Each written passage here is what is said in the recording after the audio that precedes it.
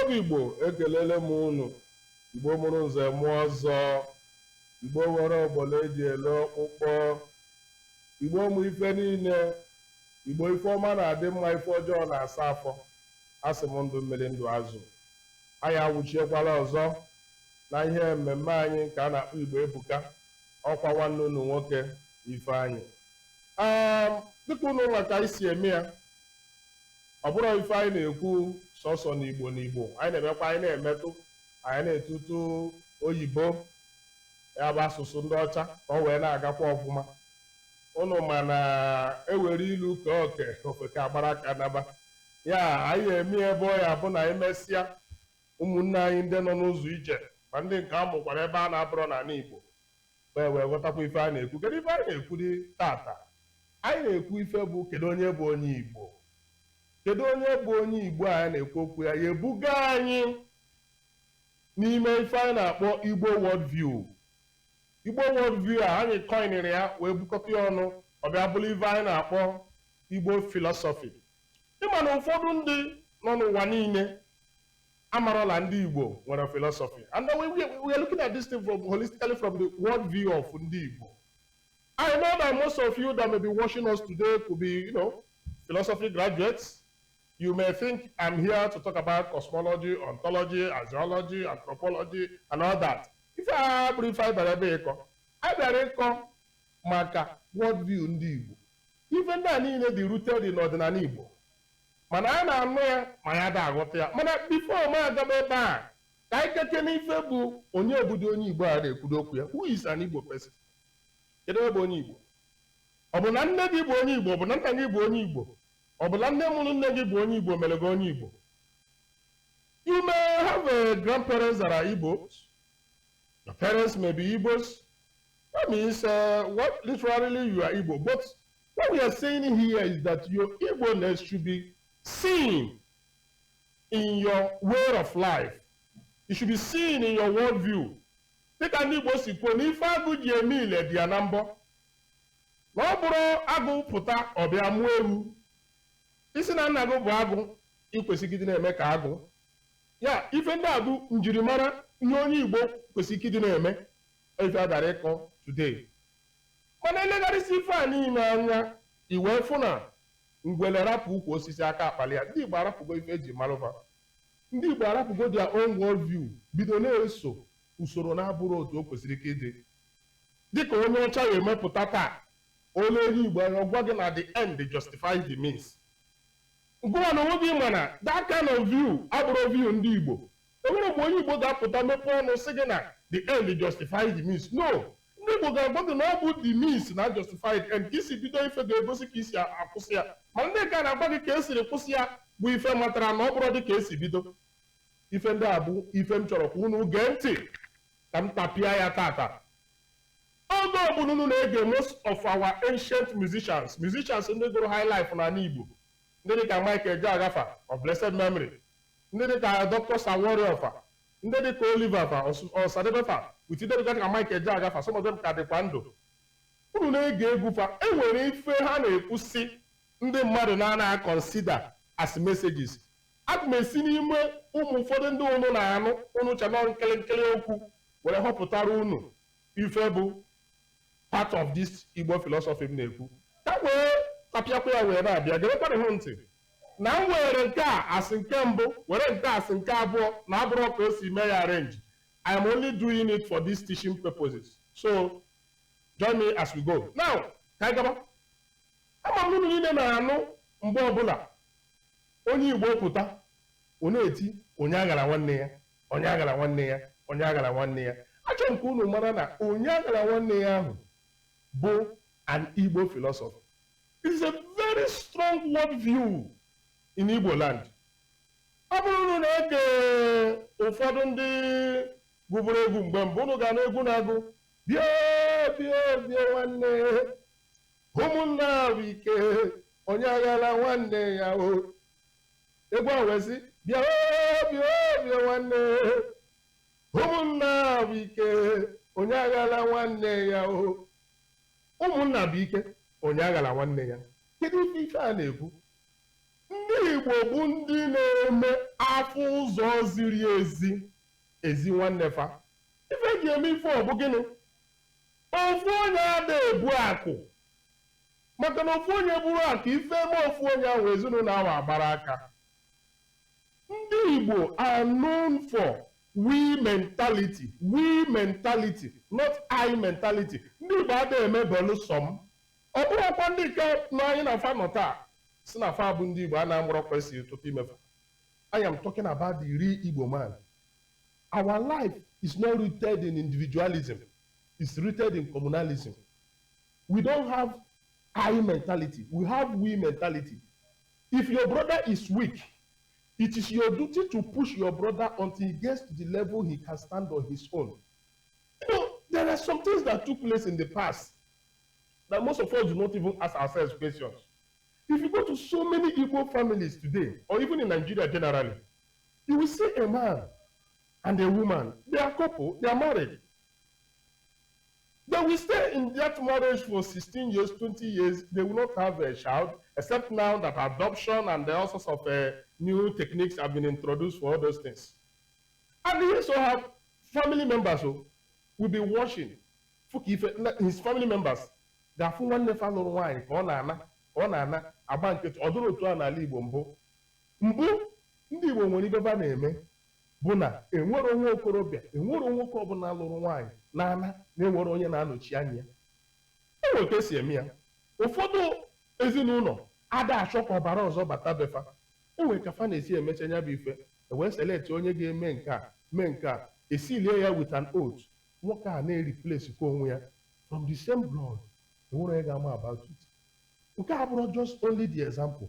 Ife m na-akọwụrụ na ọha gara nwanne ya bụ ndị Igbo aga arapụ nwanne ha na ha dịrọ ike, the weak, ọnwụọ na weakness ya. They keep supporting, pushing to make sure that that person is sustained so that it will not be a thing of mockery to them. Because in Igbo land, ofu onye na-ezu ori na bunu o mesala ndị ọzọ. Ya anyị agbalị ka eme ka sure na akpachiri onye a. Ife ahụ kọwara abụrụ sọsọ ife nọ n'ọya gara nwanne ya, mana ọ ka ụnụ ghọta na ọwụ a world view of ndị Igbo. Nke a wee buga m nke a na-akpọ ibezimakọ. Ibezimakọ is an Igbo philosophy. Ibezimakọ is an Igbo world view. Ibezimakọ is beyond a mere ideology. Ọ bụrụ jos ife ajọs rụkọpụta. Ọ kpọkwara m unu na ọ bụrụ na ọ bụ ndị na-ege egwu ekili Igbo ka m na-akpọ high life maọbụ egwu amara, whatever your people call it.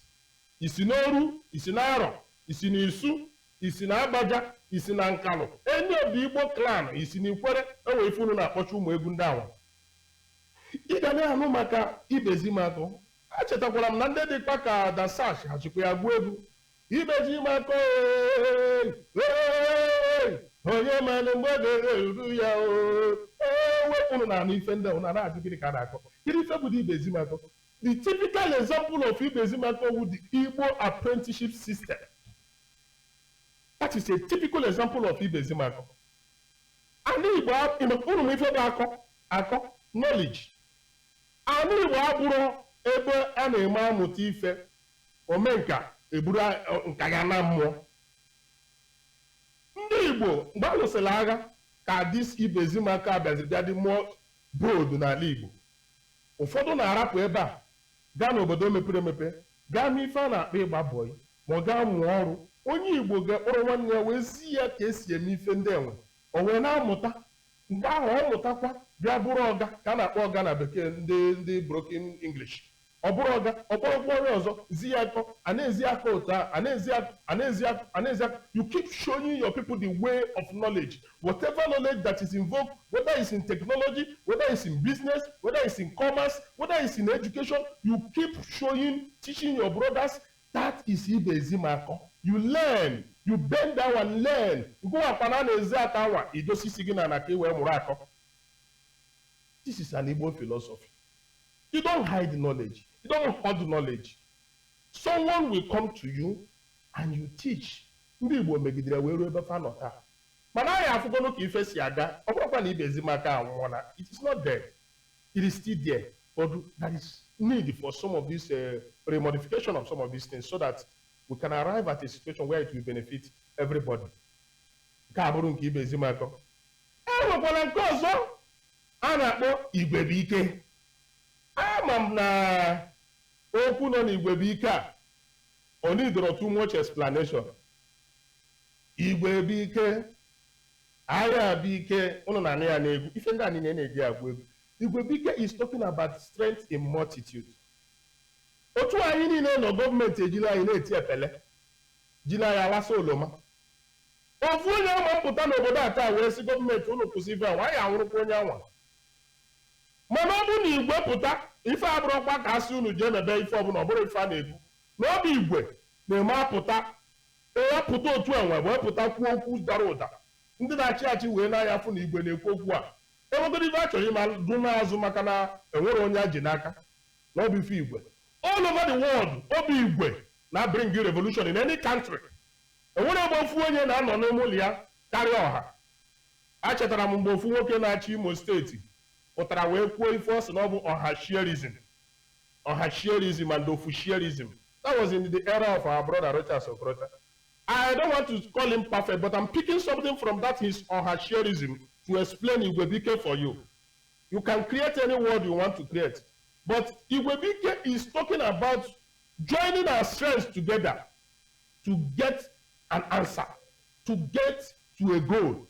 If Ndigbo will realize this and go back to the Igwebike mentality and adopt the Igwebike philosophy, I don't think this individualism we see today will be happening in our land. But despite the strength of Igwebike, Ndigbo went back and realized that most times Igbo ada abụcha maka ike, maka na among the Igwe a na-enwekwa silent majority. Igwe na-enwere ife ọ na-ekwu.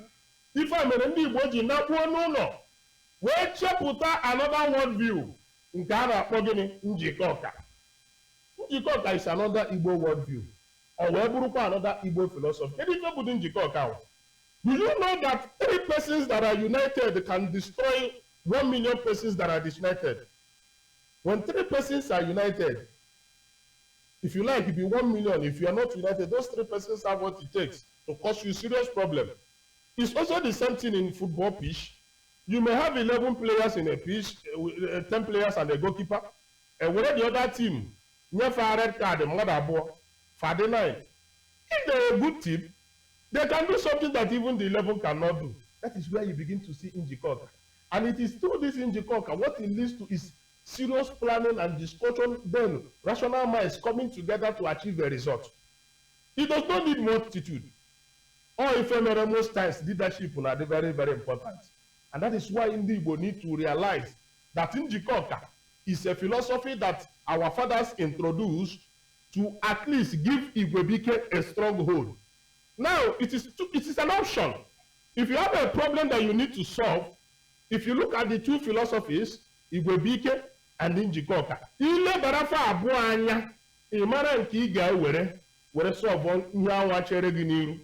Ọ bụrụ na ọ bụ ife enidiri Igwe, you adopt the Igwebike philosophy to achieve it.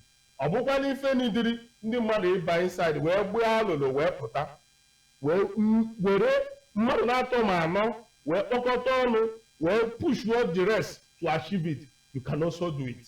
That is where we have this issue of opinion leaders and guidance in every decision that will be taken. You don't need the crowd to achieve that kind of result. So if Abuja part of it, and I'm agwa gị taa, na dịka ị na-anọ, aga m ewepụtakwa ụfọdụ n'ime ha wee na-egosikwa unu ife ndị ọzọ bụ Igbo philosophies, Igbo worldview and all that. Nọrọkwanụ, anyị na-alaghachi.